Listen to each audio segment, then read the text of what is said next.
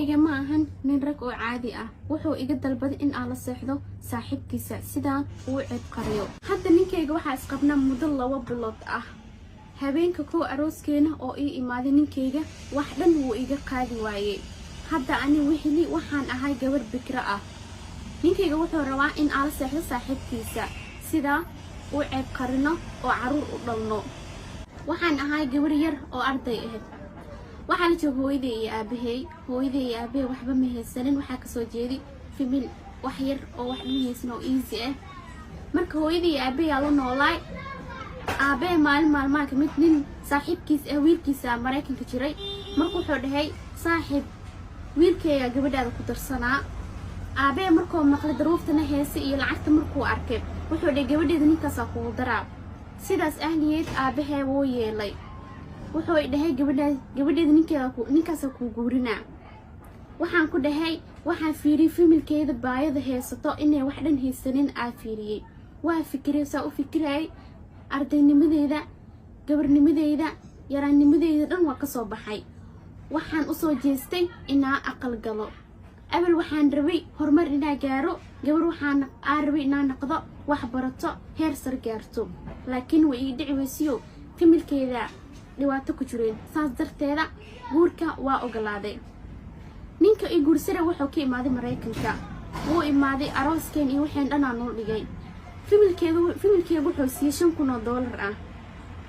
arooskii wixii dhan marka la dhigay gurigeena habeenkii aadnay habeenka gurigeena aadayni ninkayga wax dhan wuu iga tar waayay markaan arkay ninkayga wax dhan inuu iga taraynin waxaa ku dhahay sidaan maxay tahay waan weydiiyay sidaan maxay tahay oo ku dhahay ninkayga wuxuu ii dhahay ha isheegin waxa arta ku sameynaya markaas anigu waxa dhahay waxaan rabaa famil oo ka hor sare inaan noqdo hooyo inaan noqdo arwa famil qurux badan inaan sameysto ninkayga wuxuu ii dhahay lacag ku siinaa waxa doonta ku siinaya ninkayga wuxuu ii sii $10,000 ah $10,000 waa ka qaatay waxa rabaa ku soo gatay waa ku soo adeegtay waxa u baahanaa inaan ku soo gatay markaa ku soo gatay hadana waa fikiray muddo waan ko isqabno muddo 2 bilood oo kale waa fikiray markaas ku dhahay sida macquul ma noqonayso familkaada wax kasta u sheegay familkeeda ninkayga markaas wuxuu dhahay saaxiibkayga aa jooga oo Mareykanka iska imaanay saaxiibkayga ku keena sidaas adi ilmo waa ku dhalaysaa qofna ha u sheegin ninkayga sidaas oo dhahay ninkaygi markuu ku iguursanay wuu isoo qiyaamay hadda wuxuu rabaa ninkayga wuxuu dhahay saaxiibkayga ku seexanayo caruurta ka dhalayo ani marka hadalkaas waa iga suurto la asan tahayo ma rabi ilmo oo xaraan ah oo xalaal ahaynin midda kale dambi waa naag nin qabo inay nin kale la seexato taas waa dambi si walba ahaataba ani ninkayga waxa ku dhahay ma rabi waxyaalahaas ama inaa sameeyo ninkayga wuxuu dhahay wax alla waxa rabtid aan ku sameeynaa wax mishiina ku keenay wax kasta ku sameynayaan ninkayga waxa dhahay taas suurtagal ma ahan wax kasta waa inaa familka loo sheego sidaas noo fiican ninkayga wuxuu dhahay waa ku oofinaya wax dhan ha sheegin sida ninkan saaxiibkay ha kula seexdo labadiina isla jooga ha kula seexdo caruurta markaa dhashiin markaas waxa la hayaa wiilkaana dhan caruurta oo adigu qabo hadaa baxa Mareykanka aad wax kasta ku sameeyna oo ku dhoofina Mareykanka ku keena adii caruurta wiilkan ilmihiisa ani marka koo waa ogolaaday hadan waxa isii galay markoo ay wax kasta ku sameeyna hadaf weyn ay isii galay maadaama wali cid duruufaysan yihiin waxa rabay duruufta ciday ina wax kasta u sameeyo wax walba oo nolosheeda kamid ah xataa waan ogolaaday waxaan ku dhahay waayahay muddo isbuuc 2 muddo amal markay ka dambeysay waxaan fikiray waxaan dhahay walaalow hadalkan wax ma naqanaye hadalka noo keen markaas wuxuu dhahay hadalka waa sida isku ogeen wax alla waxa maanta doontid iga dalbo familkaada guriga u baahan tahay aku ijaara aku dejinaya oo dhahay markaas waxaan dhahaani suurtagal ma naqanaysa hadalkan ee ka fikir nin aan xaraani ah lama seexanayo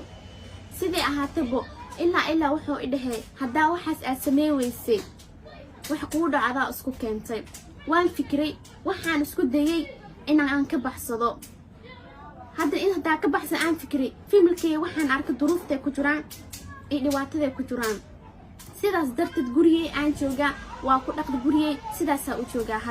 hadartan waxa la yaabanahay waxa aan sameeynayo ma familkeeda u sheega mis hadalkan yeela ninka oo ninkayga rabo inuu ila seexdo maalin walba uu imaana afkoo ila soo galgalaa sidii dumaashi ahaan mii ixtiraamayo sidii caadi laba qof caadi saaxiib ay malato markas iyo oo ila dhaqmaya markaa weydiiyo ninkan saano uu sameeyna markaa dhahan wuxuu ay dhahayaa caadi waayo waxaas waa ninka la aqalgal rabtid oo la seexay rabtid waaye markaan dhaho waxaas ma suurtagaleyso ama wiilka hadaa u waco aan dhaho walaalo sidaan macquul ma noqonayso adii saaxiibkaas sidaan wax ka bedel markaa dhaho asi xataa wuu isxumeynaya wax alla waxaa u sheego ninkayga u sheegaa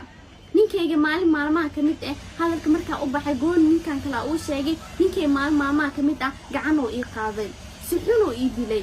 maanta si xun markuu ii dilay tusaale lagu soo galo ay dhahay cawada waa inaa ninkan isku diyaarisaa haddaa isku diyaari weyse waxa kuu dhaco adaa isku keentay ninkay wuxuu ii geliyay xaalad xun wuu ii qaaway wax kastoo igu sameeyey jirkay wax walbuu ku sameeyey dhaawacuu ii geystay wuxuu ii reebtay ninkayga malay